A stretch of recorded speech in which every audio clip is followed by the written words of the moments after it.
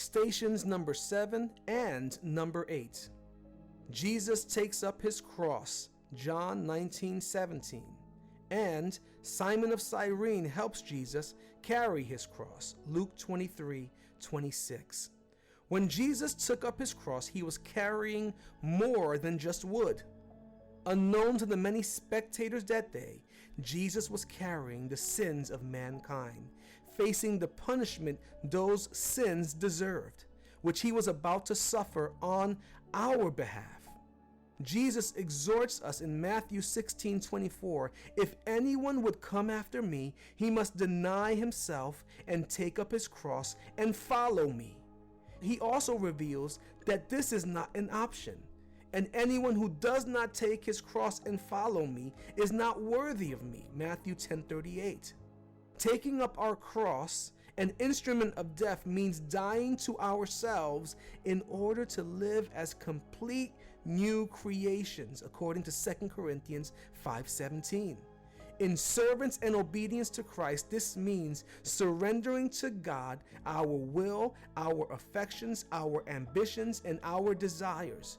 We are not to seek our own happiness as the supreme object, but be willing to renounce all and lay down our lives also, if required.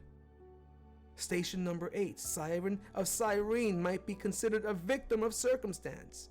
He had most likely come to Jerusalem for the Passover festivities and probably knew little about the proceedings at hand. We know very little about Simon of Cyrene since he is not mentioned in the Bible after he helped to carry the cross upon which Jesus would be nailed, Luke 23:26. Ordered to help by the Roman soldiers, Simon did not resist, most likely fearing for his own life in light of the situation at hand.